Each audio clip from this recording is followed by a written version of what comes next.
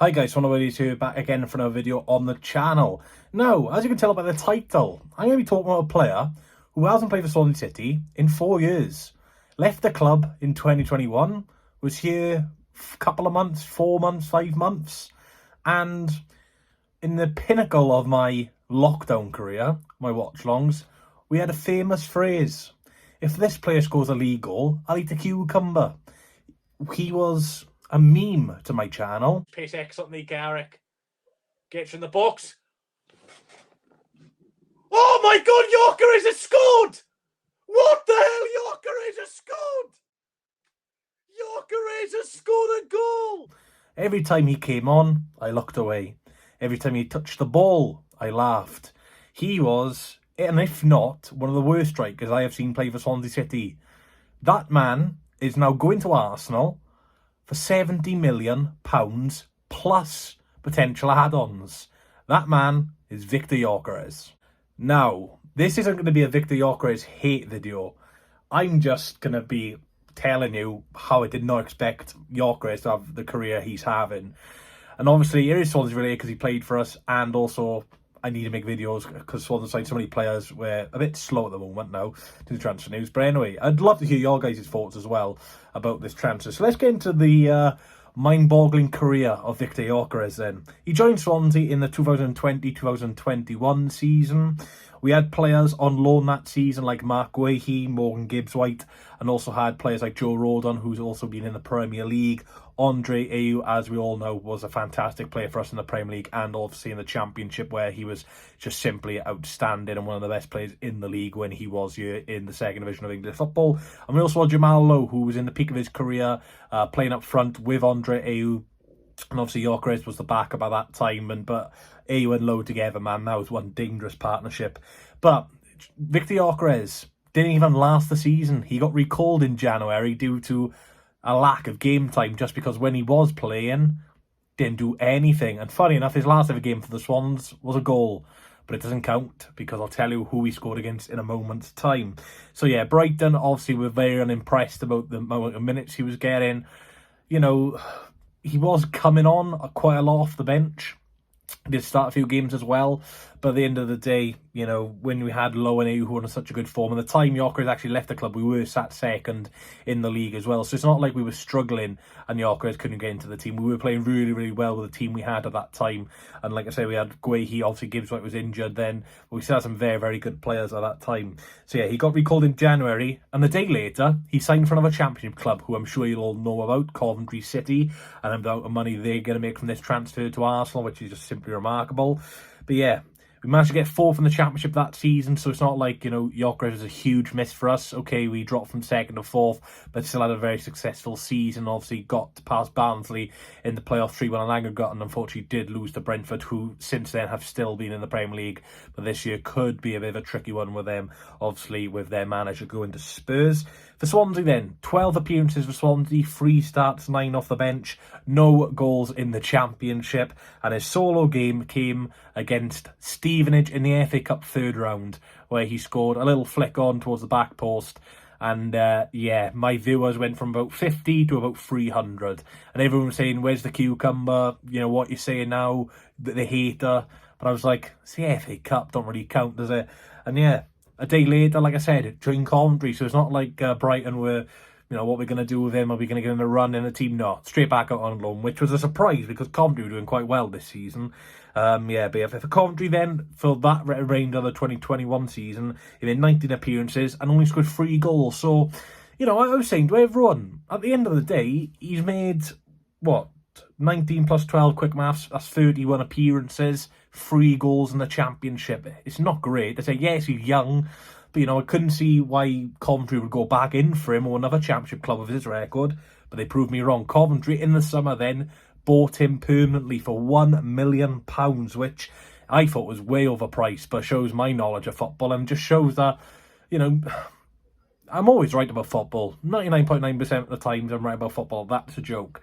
But, you know, it does show that sometimes in the heat of the moment, you can be a little bit, you know, harsh on these young players coming through, especially the ones on loan, because they come into you to get game time experience and, you know, to get used to the physicality levels. But we weren't like a mid-table club, but we were pushing for the Premier League, and you have to have high standards, and the standards I had, I didn't think he could adjust to them. But yeah, over the next 2 years for Coventry, from that £1 million, he was outstanding. He would go on to score 40 goals and 17 assists in 97 games in all competitions for Coventry, which is absolutely remarkable, considering he scored 3 in 19. For them to take the gamble at 1 million and then to get that return, ridiculous. And obviously he helped them get to a playoff final as well, where they did lose to Luton on penalties, which is just heartbreaking for them, because who knows, if Coventry was still in the Prem, they could have still had Gus Hamer, Gyökeres could still be there.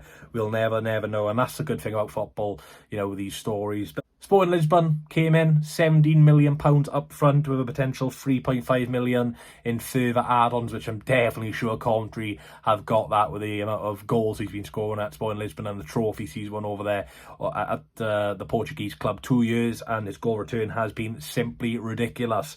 Coventry did have a 10% sell-on fee, so they will be getting a bit of money from this transfer, which could help them in the market, which is a bit worrying for us, as we will be competing with Coventry this season. But yeah, Sporting Lisbon then, just wait for this, 77 goals, 26 assists in 102 games. Now, I'm not having people criticise the Portuguese league, because at the end of the day, Bruno Fernandes came from the Portuguese league, Cristiano Ronaldo came from the Portuguese league. These are world-class footballers. And if you're in a rubbish league, you shouldn't be getting good footballers. So football is the same game for every single team in a country. Your ambition is to win games and win trophies and score more goals than the opponent.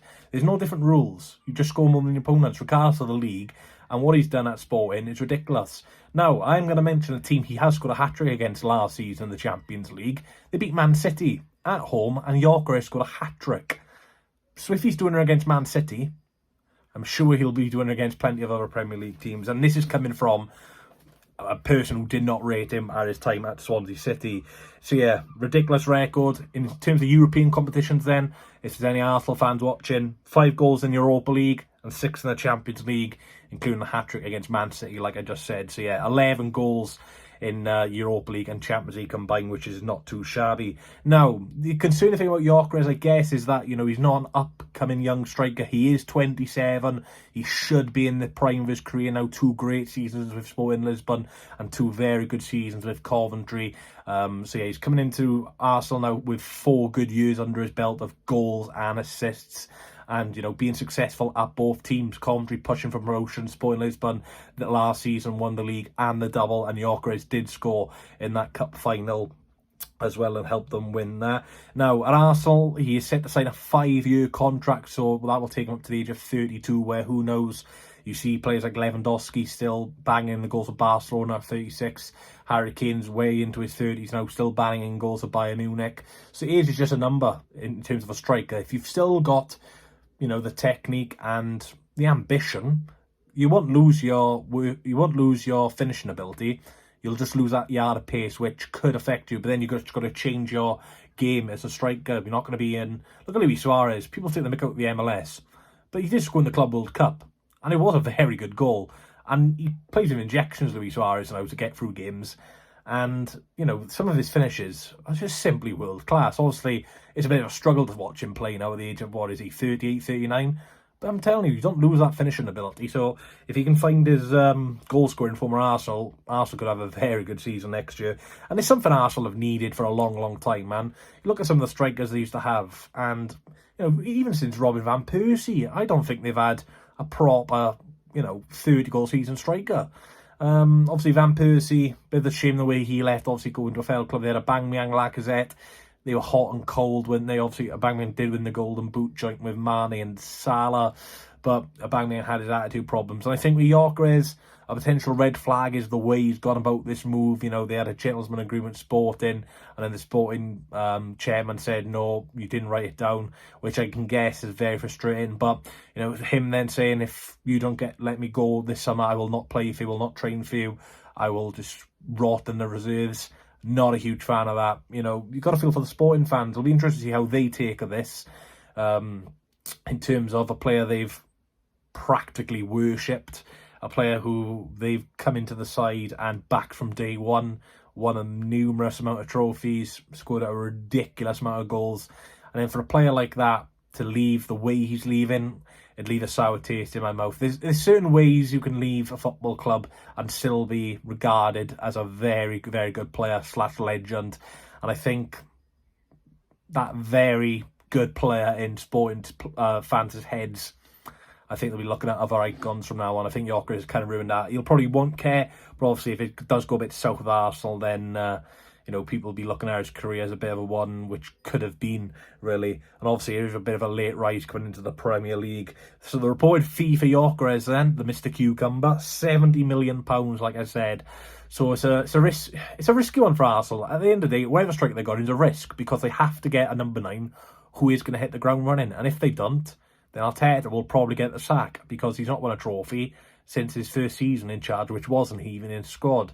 As Lee Gunner says, what phase is he in? How many phases does Arteta need? I think he has to win something this year, or at least get close to, because I don't think they're going to come in the top 2 of the Premier League, especially with the business Liverpool have been doing, and Man City also in the Club World Cup with scoring goals for fun as well. Now, I'm going to leave it on this one.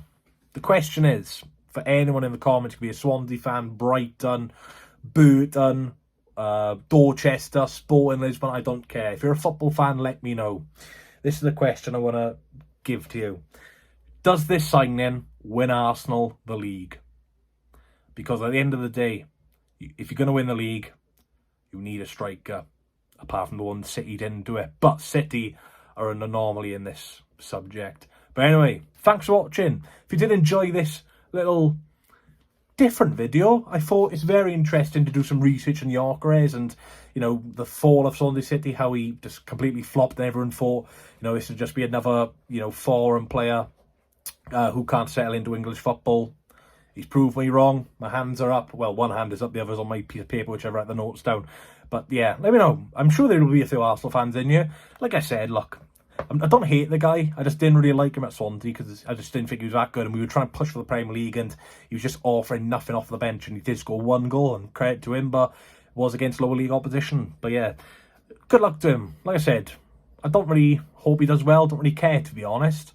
I like the Premier League, don't have a favourite team, don't really hate anyone either. I just like seeing good football, and obviously the Premier League's not been very good for a couple of years now with the system, the tactics. It's been very, very similar. There's not many teams who throw something out the boat. Everyone's a little bit cautious and everyone's a little bit scared of each other. There's not someone like a Barcelona who just stick to their way, high line. If you score past it, fair play, but we're going to score more goals than you. You don't see many of that in the Prem these days. But anyway, good luck to Arsenal. Good luck to the other 19 teams as well in the Premier League.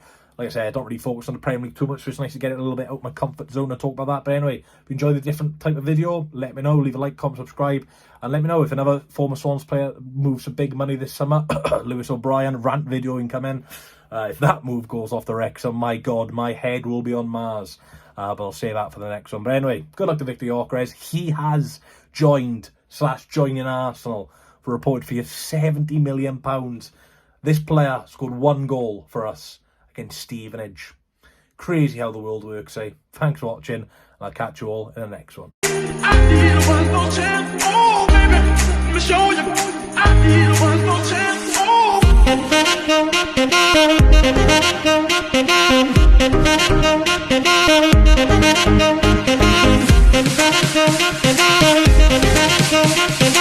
oh.